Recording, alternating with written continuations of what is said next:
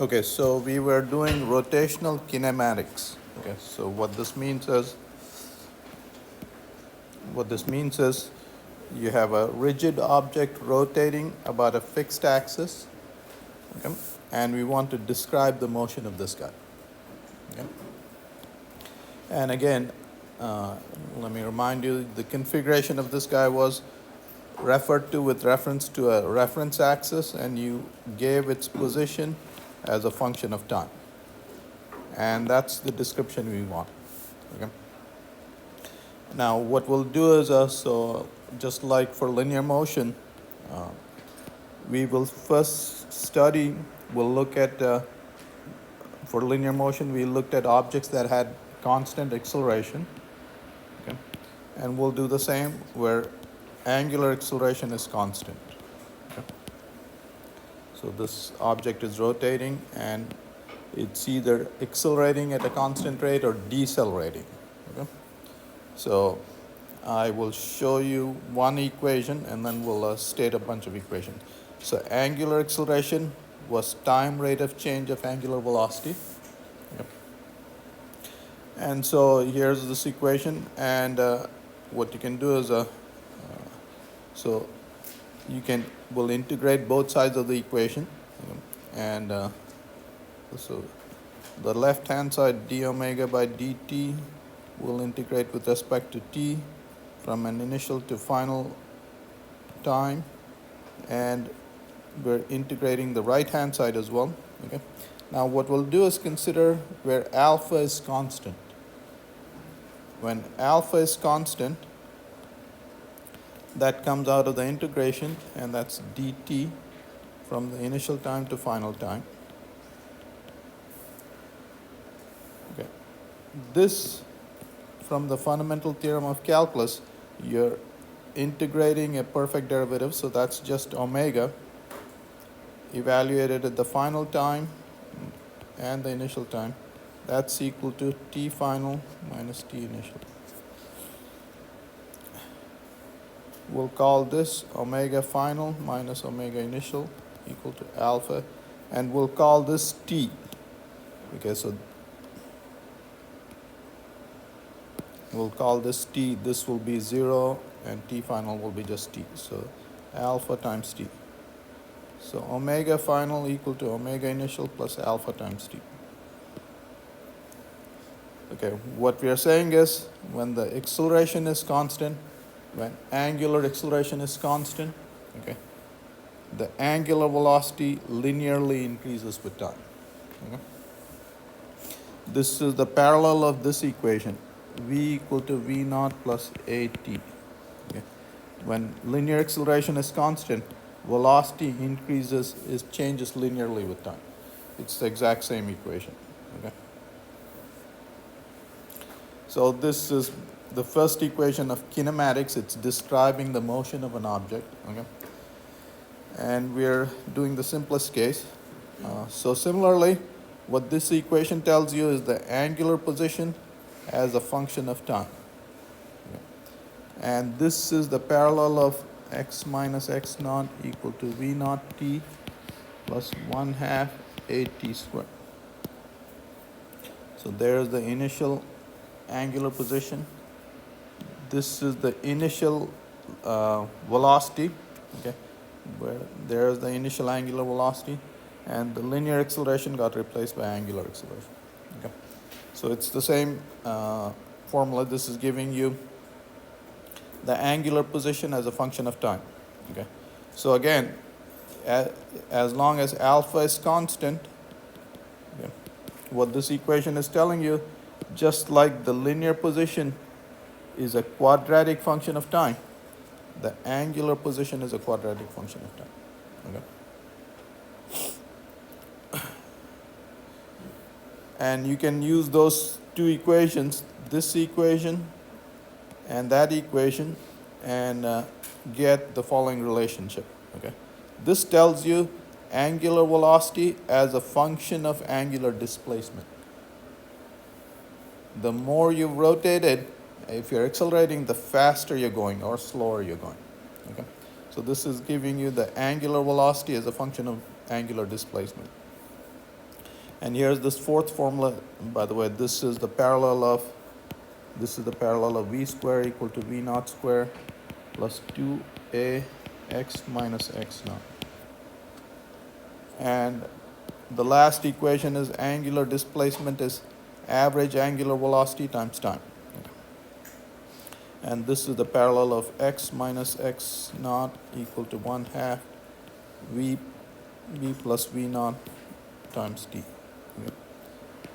So here are the four kinematic equations that are valid for alpha constant. So for constant angular acceleration, those four equations hold. Okay, so again, here's this table summarizing it. So the kinematic equations for rotational and linear motion under constant acceleration. Okay. So when alpha is constant, final angular velocity is initial angular velocity plus alpha times time. The corresponding equation for linear motion was final linear velocity is initial velocity plus a times t. And here are the other three equations. Again, this is for alpha constant and this is for a constant. Okay. So as promised, every equation that you learned for linear motion, we are presenting that for angular motion. Okay.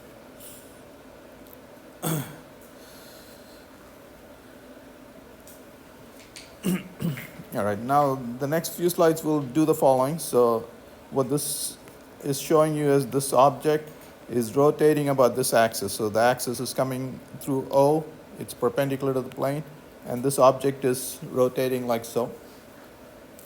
And you guys understand that, so the further you are from the axis of rotation, the bigger the circle you have to make in the same time, and so the faster you have to go. Okay. So what we're going to do is relate the linear speed of this point to the angular speed of the object. Okay. The angular speed of every point is the same. Okay. But the further from the axis you are, the faster you're going. All right, so you saw that this linear distance traveled by this point when the object turns through an angle theta is related. So S is r times theta. R is how far you are from the axis, and theta is through the angle through which the object is rotated. Okay. In this formula, what are the units in which the angle is measured? I'm sorry? It's not, it doesn't have, it's dimensionless, but it's measured in radians. Okay, so whenever you see a formula relating linear quantity to an angular quantity, the angle is measured in radians. Now, if you want to find the speed of this guy, all you have to do is take the derivative of that. So ds by dt gives you this speed, and r is fixed. So r is constant, so d theta by dt is omega. Okay, so ds by dt is v, the speed of the object, which is equal to d by dt of r theta, and r is constant, so which is d theta by dt, which is omega. Okay, so the linear speed of an object r meters away from the axis of rotation is given by r times omega. And this is in radians, so this is in radians per second. Okay, so whenever you see a formula that's relating linear quantity to a rotational quantity, this is in radians, okay, and radians per second and whatnot. Okay, so you take the derivative. You saw that you take the derivative of that, you get v equal to r omega. Okay. You don't have to stop there. Let's say this is accelerating. So the speed will change. You take the derivative of that, you get tangential acceleration. Okay. If the speed is changing and you take the derivative of that, you get tangential acceleration, and that's r times alpha. So those are the three formulas relating linear quantities to angular quantities. And in this formula, theta is in radians, radians per second squared. Okay? So there's the tangential acceleration, okay, which is r times alpha. Now, this point, as it's going in a circle, the direction of its velocity is changing, so it has a centripetal acceleration as well. So if its speed is changing, it has a tangential acceleration, which is given by that formula. And since the direction of the velocity vector is changing, it has a radial acceleration as well. The centripetal acceleration or radial acceleration is given by its instantaneous speed squared divided by r. So when a rigid object accelerates, every point has a tangential acceleration and a radial acceleration, so the total acceleration is like that. Okay? So there is the tangential acceleration, there is the radial acceleration. Like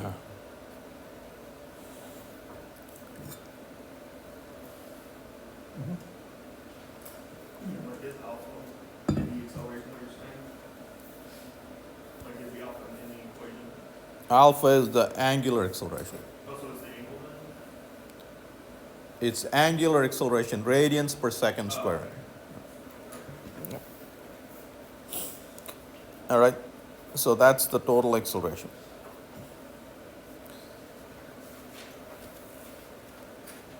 All right, so when an object is moving, what kind of energy does it have? It has kinetic energy, and the kinetic energy is given by, for translational motion, the kinetic energy is given by 1/2 mv squared. Okay. Now here's the problem. If you have an object that is rotating about an axis, well, it's moving, it has kinetic energy as well. But what is the problem here? Every point is moving, different parts of the body are moving at different speeds. So now how do you add up all the, how do you find the kinetic energy of this object is the problem. Because the speeds at different points are different. Okay. Every point at a given distance from the axis, they're moving at the same speed, but the further out you are, the faster you're moving. Well, no problem. We know calculus. So what you learn is, if an object is moving at different speeds, all you do is parts of the object are moving at different speeds. Just break it up into little pieces.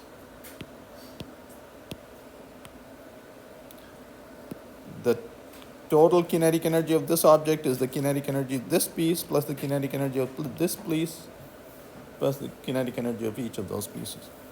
Okay? So there is the kinetic energy of each piece. Its mass times its velocity squared. Well, what is the velocity? We just saw that the velocity is how far you're from the axis of rotation times omega. Omega is the same for all particles. Okay? So, and you're summing over all of them. So omega is constant. We'll pull that out. So that's omega square, 1/2 omega square, summation mi, the mass of that piece, times how far you are from the axis, squared. Okay.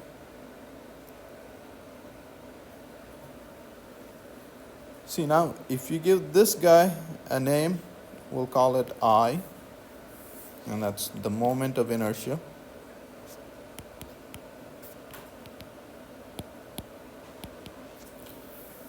Okay, so now the kinetic energy formula becomes, the kinetic energy for that object becomes 1/2 I omega squared.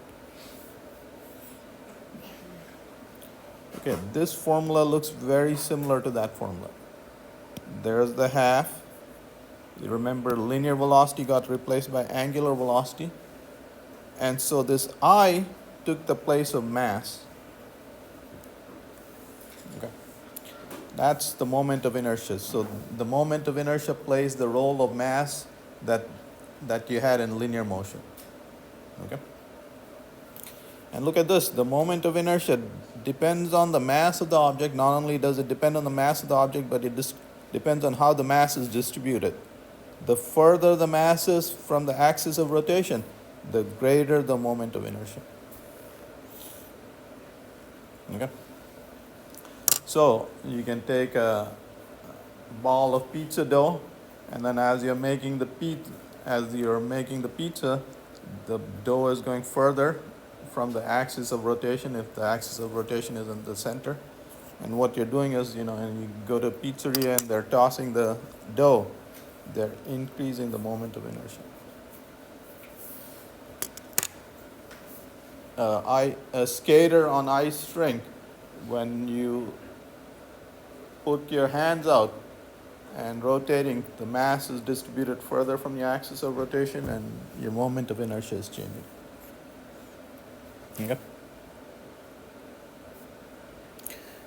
So, this object, okay, how many moments of inertia can it have?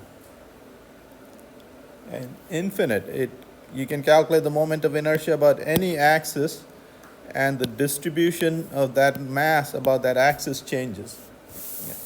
So while the mass of this object is only one unique number, the moment of inertia can be infinite. It can have infinite values depending on what axis you're calculating about.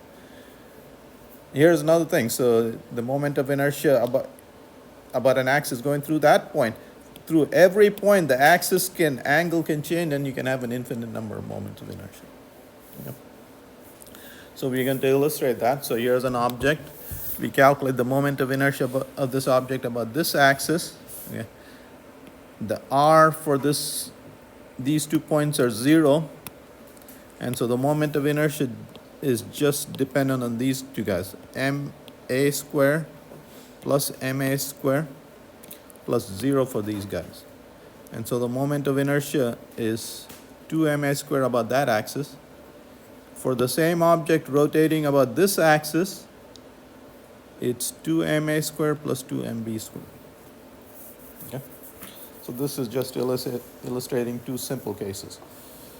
But what you have to remember is the moment of inertia for an object depends on the axis of rotation, okay? And it can take an infinite number of values. Yeah. So we'll learn in a second, what did mass do? When you applied a force, the greater the mass of the object, smaller its acceleration. Okay? So the greater the mass of an object, the harder it was to accelerate the object. And you'll see a parallel equation. Forces get replaced by torques. Torques is what make objects rotate. Okay? And you'll see, so in a second, the greater the moment of inertia of an object, the smaller the angular acceleration. Okay? Harder it is to rotate it. Okay? So that's what the role of moment of inertia is. Okay? All right, so moment of inertia is an important quantity, and you need to know the moment of inertia of many objects. So here is an object whose mass is continuously distributed. And so how do you calculate the moment of inertia? Well, okay, so you first have to choose the axis about which you're calculating the moment of inertia. Yeah. And then what you do is you break up the object into little pieces. Okay. And that is the mass of this little piece. Okay. Yeah. And there's the distance of the mass piece from the axis of rotation. Okay, so the contribution of this little piece is dm r square, and then you add up over all the pieces. That's what that integral sign is. Okay. It turns out that so the mass of that little piece is the density of the object. So we'll be considering mostly uniform density objects times the volume of that piece. Okay. So the moment of inertia is that. Okay. And it turns out that this is a triple integral. Volume will be dx, dy, dz, depending on the symmetry of the problem. That's how you will write the volume element in polar coordinates, spherical polar coordinates, cylindrical coordinates, and so on. or Cartesian coordinates. So finding the moment of inertia is a triple integral, doing a triple integral. Okay. Well, these things are quite useful. So people are nice and they have done the triple integral for you, and they give you a table for moments of inertia. Okay. So what this shows you is the moment of inertia of a cylindrical object about an axis passing through the center of mass there. For the same object, the moment of inertia about this axis. Okay, so about this axis, the moment of inertia is mr squared by 2. About this axis, the moment of inertia is ml, L is the length, L squared divided by 12, and so on. For the same object, the moment of inertia about this axis is ml squared divided by 3. Okay, so you have moment of inertia of various objects. For a hoop, the moment of inertia is mr squared. Okay, so for a bicycle wheel, the moment of inertia is mr squared. All right, if you make the bike a disk, let's see, where is a disk? We don't have a disk. Okay, so the moment of inertia of a disk about that axis is, the moment of inertia is 1/2 mr squared, okay, where r is the radius of the disk. Okay, so the moment of inertia, if you take this mass and smear it into a disk, see the moment of inertia decreases, and then it's easier to rotate. So you might, okay, and so on. Anyway, so moment of inertia are important, and so you have these tables. Okay, so here's the moment of inertia of this rod about that point axis. What if you wanted to find the moment of inertia about this axis? Okay, these tables in general give you the moment of inertia through an axis passing through the center of mass of the object. See, all these axes are passing through the center of mass. What if you want to find the moment of inertia through another axis? Okay, the parallel axis theorem will help you with that. Okay. So if you know the moment of inertia through the center of mass, then the moment of inertia through any other axis that's parallel to this axis is the moment of inertia through the center of mass, the moment of inertia through this mass, plus the mass of the object times this distance squared.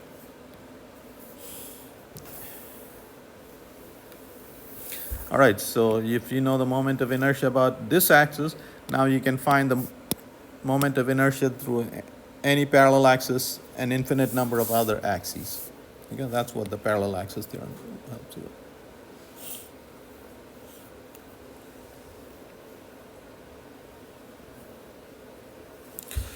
All right, now we'll learn about torques. Okay, so you saw that forces cause linear acceleration. So now you learn that torques cause angular acceleration. Okay. So torques is what causes angular acceleration. So here's an object, and there's the pivot point.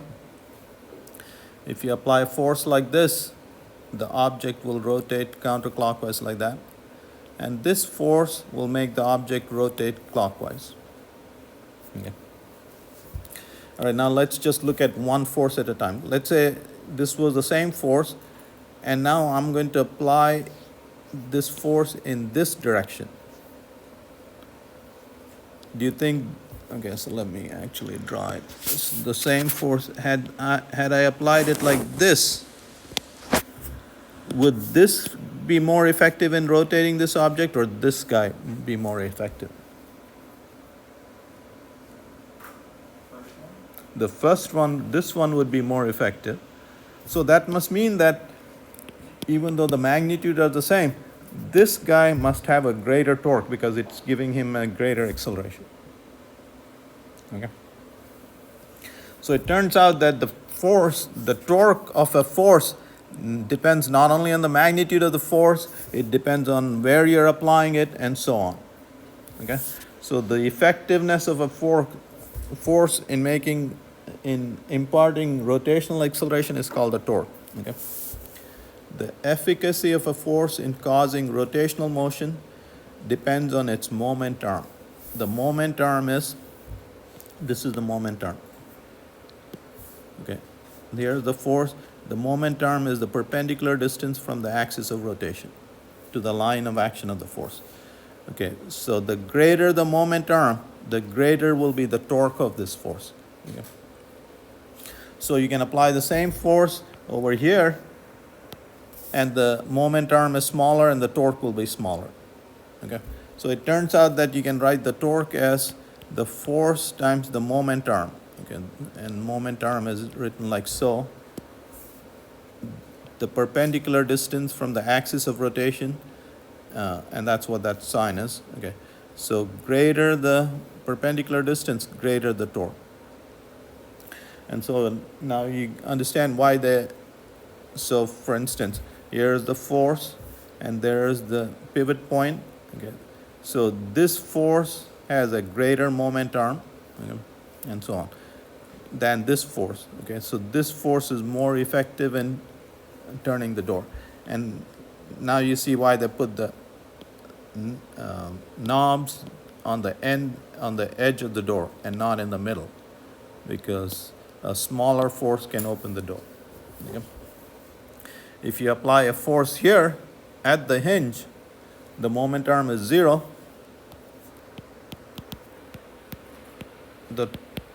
If the moment arm is 0, the torque will be 0 and you're not opening the door. Yep. For this force, there is the moment arm. Okay, that's a small moment arm. So magnitude of the torques can be changed by either changing the magnitude of the force applied or by changing the moment arm. So you can change the magnitude of the torque by either changing the force or the moment arm. Okay. So when you use a larger wrench, what is it that you're doing? I'm sorry? You're increasing the moment arm by, okay, so with the same force, you increase the moment arm, you use a wrench twice as long, you can double the torque. Okay. All right, torque happens to be a vector. Okay, so here's this object. If you apply a force at this point, and there's the r vector from the axis of rotation to the point of application of the torque of the force. Torque is given by r cross f. Okay, so now we'll move the r over here. Okay, so there is r, and there is the f vector. So r cross f. Okay, you guys remember the right hand rule? So the torque is a vector perpendicular to the plane containing these two vectors, r and f. And the way you figure out the direction of the torque is when you turn a screw from the first vector to the second vector. Okay, if you turn a screw in this direction, the screw would move in that direction. Okay, remember, you use the right hand rule. You turn from r to the first vector to the second vector. The direction in which the screw moves, that's the direction of the torque. Okay? So r to f, the screw moves in that direction, and that's the direction of the torque. So if the force was in this direction, r to f if you move the screw like that, the screw would move downward, and that would be the direction of the torque. Okay. Anyway, the direction of the torque vector is perpendicular to the plane containing the r and the f vector. Okay. So that's torque. And if you refer back to your notes, the magnitude of the torque is given by r times f times sine phi, or sine. Okay. So phi is the angle between the r vector and the f vector. Okay. So you saw that if phi equal to 0, that is, if you apply a force in this direction, phi would be, sine 0 is 0, and the torque would be 0. Okay. So if you apply a force like that, you won't have any torque and you won't rotate the object. Or if you apply a force in that direction, where phi is 180 degrees, sine of 180 is also 0. Okay? And you won't have any torque. The torque of that force would be 0.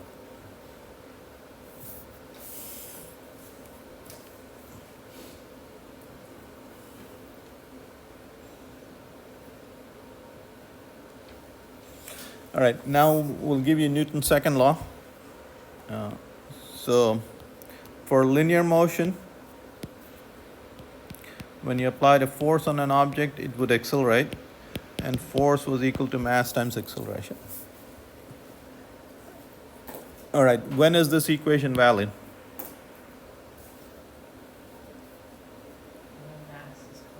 When the mass is constant, when the mass doesn't change, okay? So for instance, when you're dealing with rockets, the mass is changing dramatically, and then you had to use the more accurate equation, dp by dt.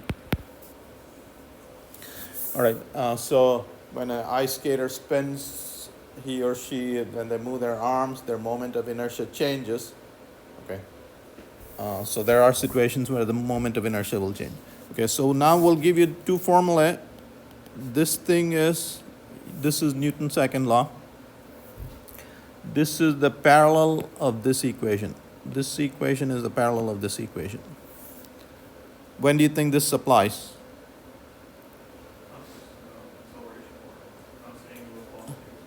When the moment of inertia is not changing. Just like this applies when the mass is not changing, this equation will apply when the moment of inertia does not change. Okay, when to deal with situations where the moment of inertia could be changing, we'll give you the more accurate equation you need, which will be the parallel of that equation, and we'll give that to you in the next chapter. We'll define something called angular momentum, just like this for linear momentum, and torque will be equal to time rate of change of angular momentum. Okay, so that is the more accurate second law, Newton's second law for rotational motion. Okay, right now we'll start off with the approximate equation. Okay, or not the approximate equation, but not the most general equation. This applies only when moment of inertia is constant. Okay, so here this goes through the derivation, and so imagine a ball attached to a string. You're applying a force like that, and this ball will accelerate. Its speed will change. So the torque on this will be the force that you're applying times the radial distance, the tangential force. This radial force is just the centripetal force. That's the tension in the string. Okay. So the torque is the tangential force times that.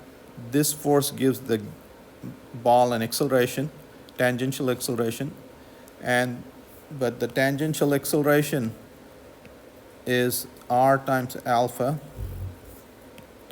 times r, so this is equal to mr square times alpha. But mr square, so here's this point object, that's the moment of inertia of that object. That's I, so this is I times alpha. Okay. So the torque on the object is the moment of inertia of the object times alpha. It's angular acceleration. Okay. So this is a derivation in a very simple case, but you can apply it for more general cases as well. Okay, as long as I does not change. So here's Newton's second law.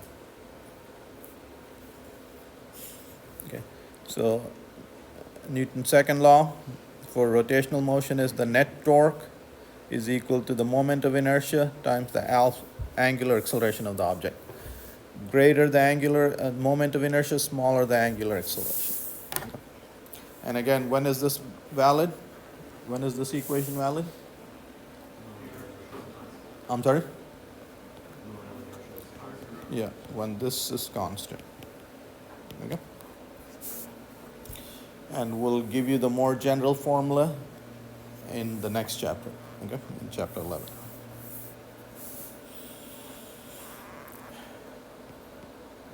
Okay, so you saw an equation like this Okay. If you apply a force on an object and it's moving at velocity v, so as you're pushing this object, you're doing work, okay, and it's moving as well. So the rate at which you're doing work, power, is F dot V. Okay, so similarly, we'll give you an equation if an object is rotating and you're applying a torque. When does this happen? You know, when electric motors are spinning a motor, to keep the motor spinning, the motors have to apply a torque. Okay, so the power of the motor is the torque it's applying times the angular speed. Okay, go look up for your cars. All your vehicles will give you this number. It'll give you the torque they apply at various RPMs.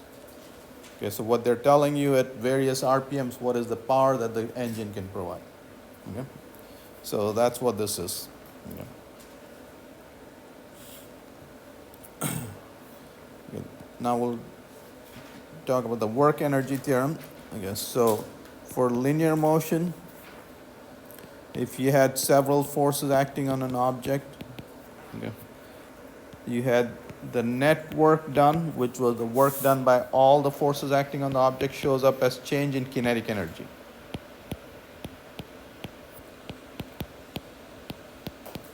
Okay.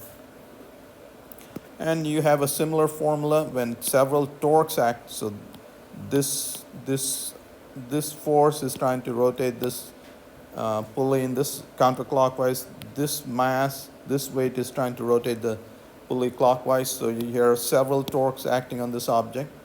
And what this theorem says is the net torque acting on the object, the work done by all the torques acting on the object, shows up as change in rotational kinetic energy. So this is the parallel of that equation. Okay. And this goes through the derivation, but so the net torque is equal to change in kinetic energy of the object. Okay.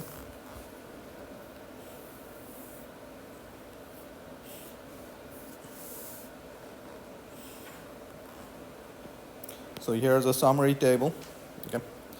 These were all the equations. These were all the equations that you studied in the first 9 chapters.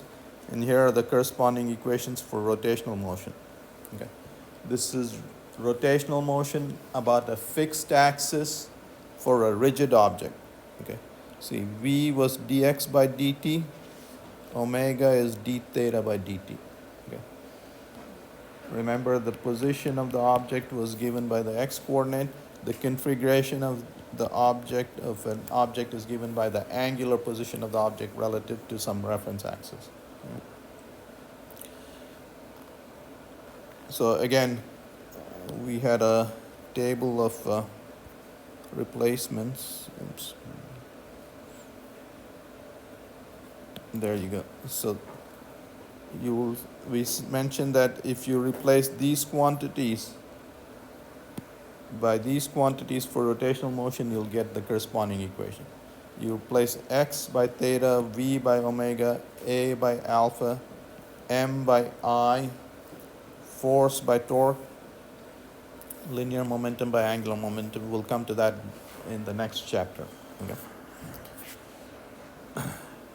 Right, so v is dx by dt, omega is d theta by dt.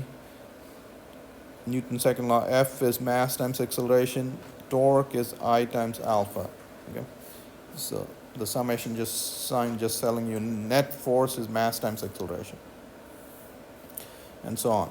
When A is constant, these were the kinematic equations. And for alpha constant, there are the kinematic equations. Okay. You will learn this in the next chapter.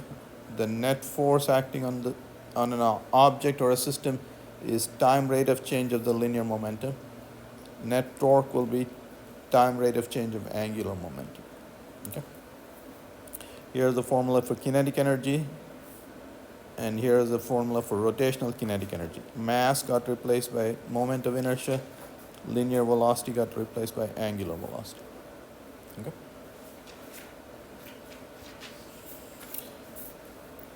All right, so everything that you learned for linear motion, there was a corresponding equation for rotational motion.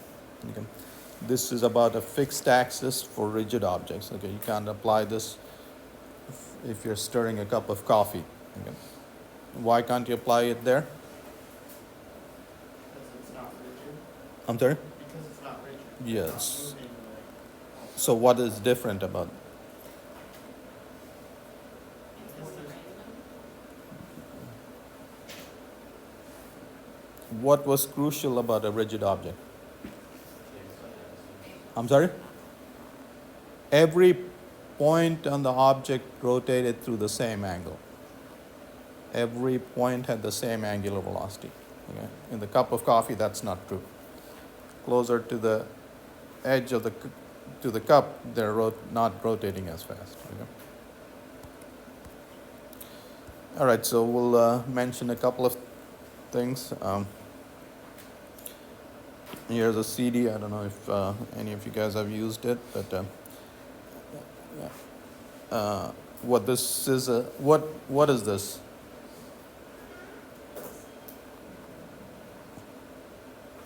What is this?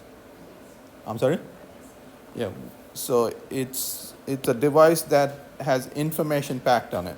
The information is packed on these lines. Okay. And the way the information is packed is in bumps. Okay, the information is packed as ones and zeros. Okay, it's digitized. Okay. So this could be 1, this is 0, and so on. Well, how do you read this information? Okay, what you do is you shine a laser beam on it. Okay. When the laser beam hits this, it scatters, and you're looking at the reflection. Okay, so if it's scattered, the intensity of reflection is small, and so the current is small. When it hits this, the intensity of reflection is high. Okay, something like that, and you get a larger current signal. All right, so here's the disk, and here's the laser you're shining. Okay, so you're shining the laser right on top. Yeah. And as the disk spins, that information goes under the laser, and then you're reading it. Now here's the deal. So when you're reading this line, you're there, and the laser moves outward. Okay? So the laser is moving outward, but you want this line to pass you at a constant rate. Okay? So after you've read the inner circle, then you're going to read the next circle, and so on. But you want this to pass at a constant rate. All right, the velocity, you just saw the velocity of a given point. The velocity of a given point is r times omega. R is the distance of the line from the center, from the axis of rotation. Well, do you want this to be constant? Because, the laser wants to read at the same constant rate. So as the laser is going further out, this has to decrease. As R increases, omega has to decrease. So you have to have a variable speed motor to read this. So it turns out that when you're reading the inner line, you can look up these speeds. Okay. When you're reading the inner line, it's about 500 RPM. And when you're reading the outer line, it's about 200 RPM.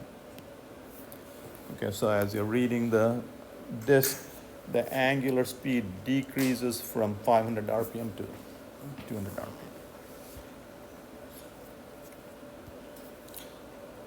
All right, so here's a CD.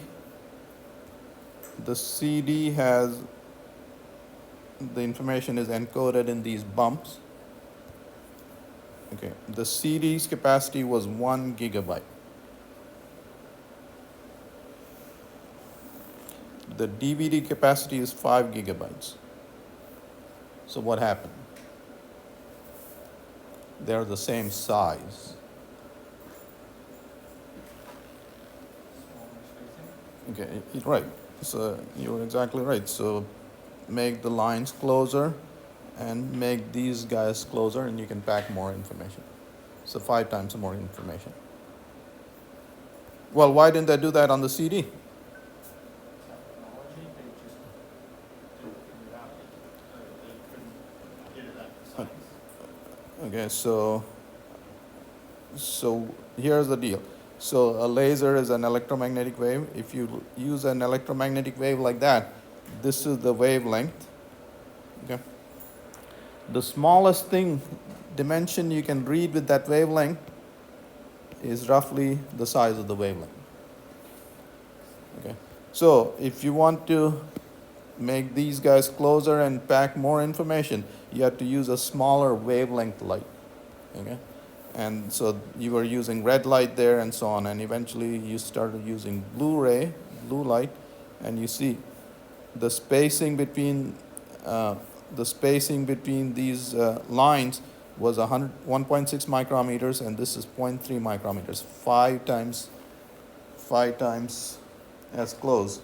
And also that means you could put this information 5 times as close as well. So you increase the density in going from here to there by 5 square, 25 times. There you go. So it's an area, not Right, right. just a line. So you increase back 25 times as much information. All right, so look at this. So using this technology, you're able to pack 1 gigabyte per kilometer. 1 gigabyte per kilometer.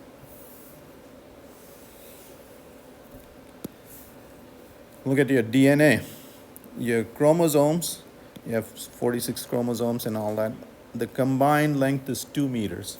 2 meters is about that. So what this is saying is, if you take all the DNA in every cell, in one cell, and stretch it out and line it up, it would stretch 2 meters.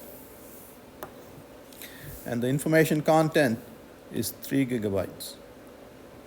Roughly 1 gigabyte per meter. Okay, so it's packed 1,000 times more efficiently. All right. So you